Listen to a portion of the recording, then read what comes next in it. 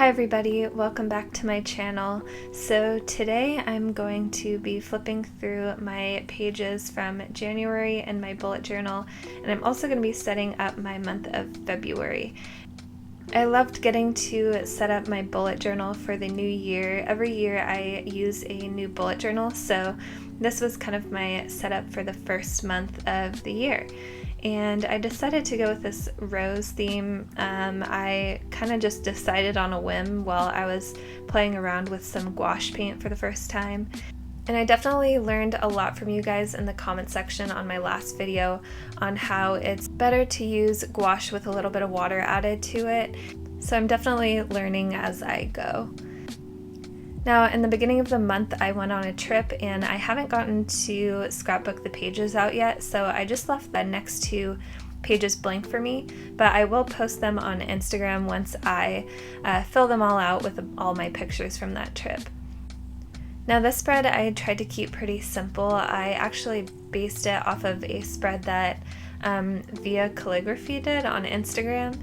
And then I just added a bunch of my stickers to it and some stamps that I actually just carved. I got into stamp carving this month and it's super fun. I've been really loving it. I've only done a couple and I'm still trying to get the hang of it, but maybe I'll do a process video for you guys at some point with all the materials I use once I kind of know more about it. And then I have another blank page for another trip that I went on that I still need to fill out, and then this is my last page of the month.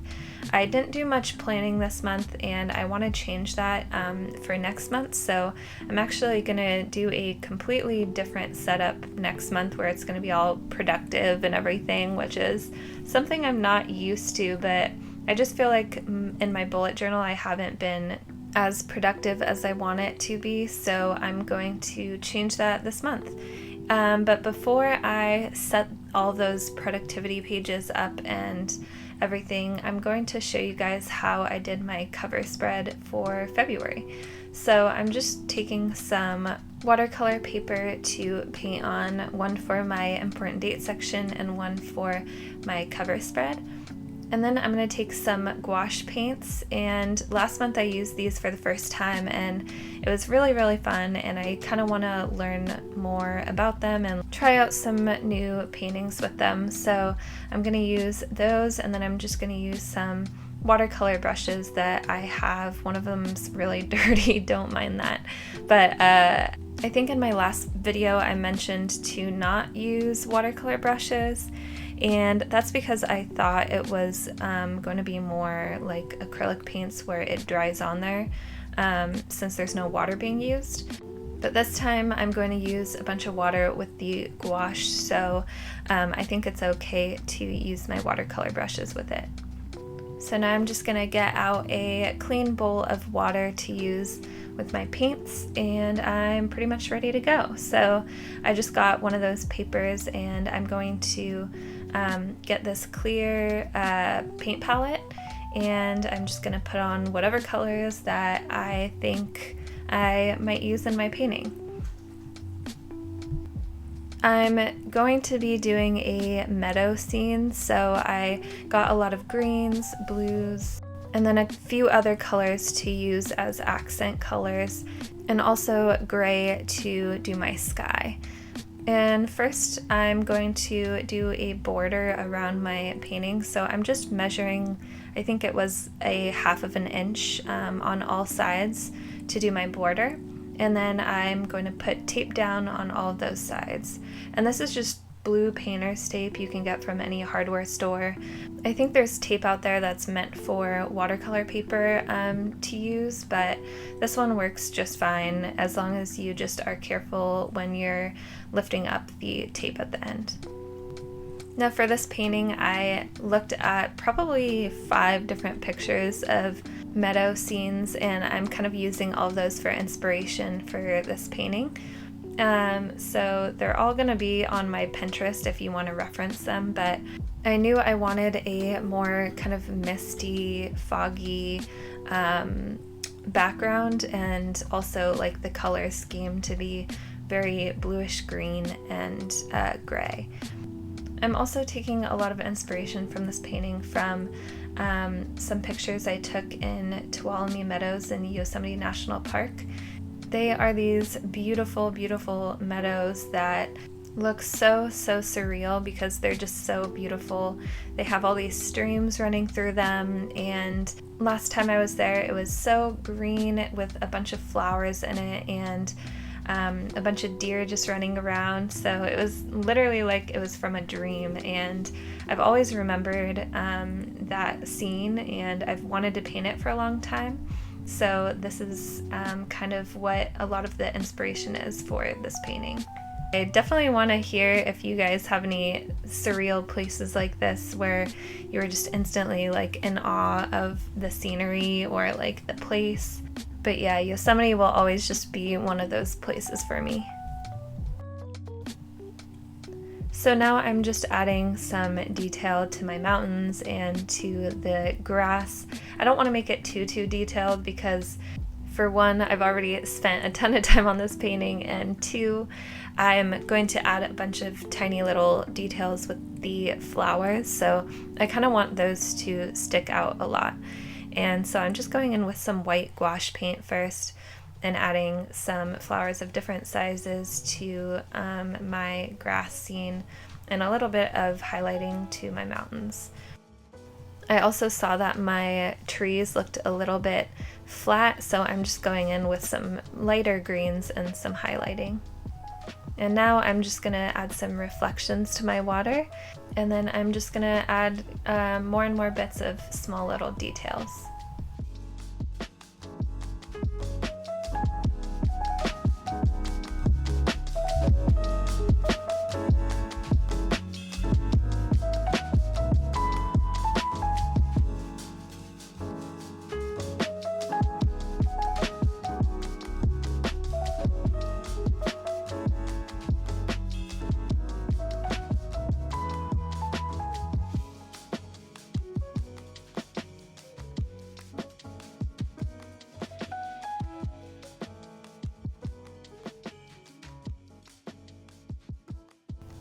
Alright, I'm not totally done yet, but for now I'm going to take off the paint to my painting just so I can kind of get a better look at what it's going to look like in the end.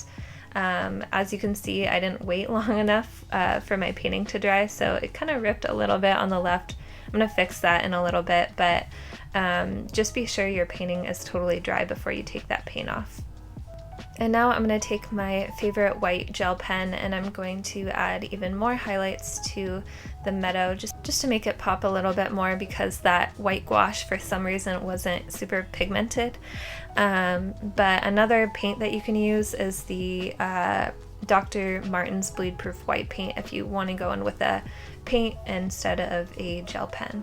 But this gel pen makes it really easy to make tiny little dots, which is exactly what I wanted.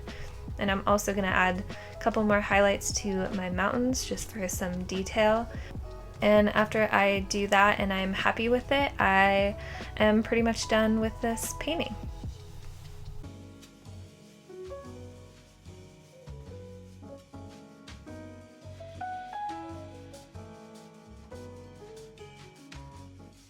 So I scanned my painting using my printer scanner combo. I'll link it in my description box if you guys are interested. But I just added that to an app called Procreate on my iPad, and I'm just adding in the calendar, and I'm also adding in a border. I knew when I started this painting that I was going to do a gold border around it. I just didn't want to do it on the original painting in case I messed up or anything. So I'm just adding that border in to the app, and then I'm going to send that to my computer. And these are the settings that I use to print out my prints. I just go to the matte photo paper option and I do the highest quality, and then I print it out.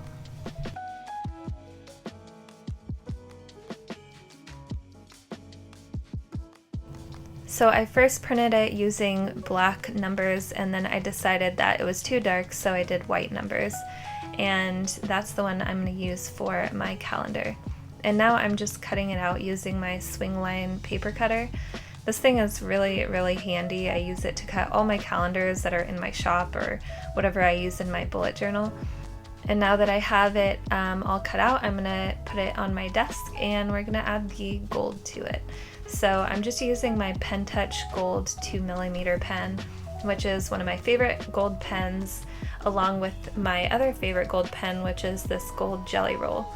I'm also adding a bunch of little gold flowers to my painting to kind of give it that last final touch, and then this painting is completely done. And when I put this print in my shop, I will have an option for you guys for me to add all those little gold details to it too. And before I put that one in my bullet journal, I'm actually going to do my important dates section. So I'm just using the same exact method that I did before and using that painter's tape. I'm going to go in with the same colors. I have that one side by side to my calendar just so I can get the colors exactly right. And then I'm just going to do a little tuft of grass at the bottom where I'm going to add some flowers and little details in it.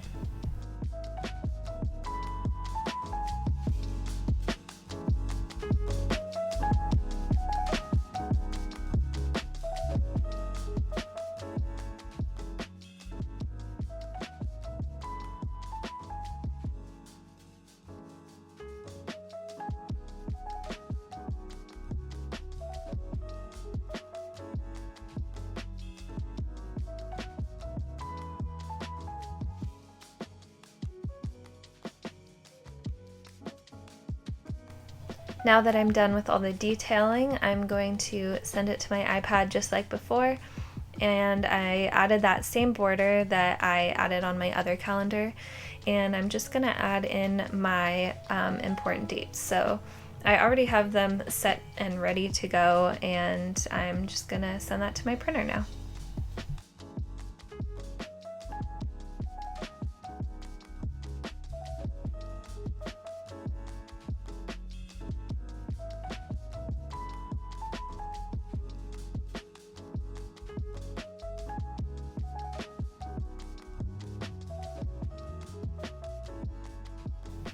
And now, just to match it with my other painting, I'm going to add a little bit of gold to my flowers, and then this important dates page is pretty much done.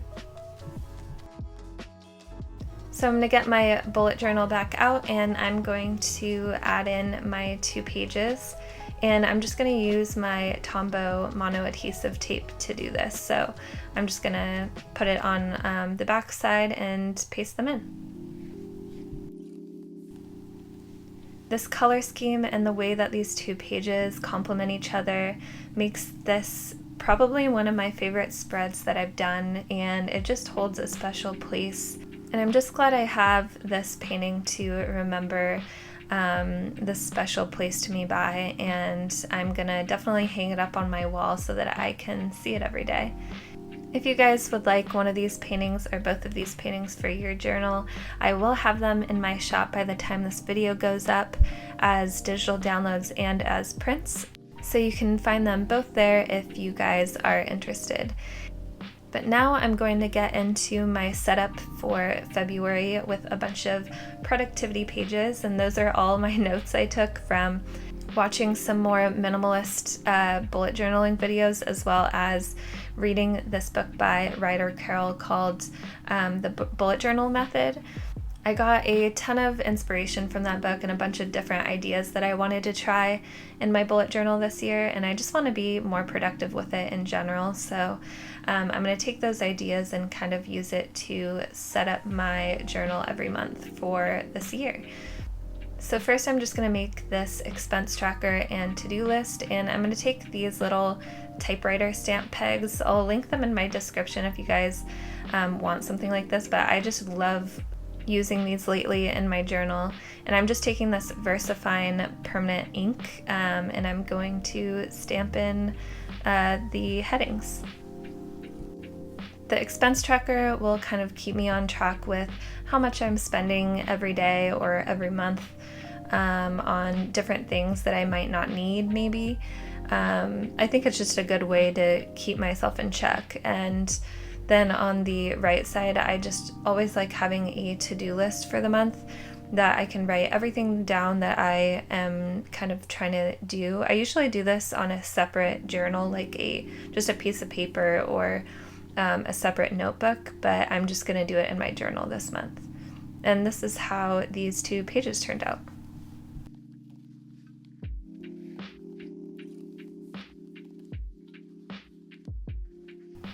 So the next 2 pages, I used to do these a lot. I do a kind of YouTube page as well as an Etsy page, just because I kind of like having a place where I can put everything that I want to do on my YouTube channel, like video ideas and kind of a timeline, so that I can keep myself on track.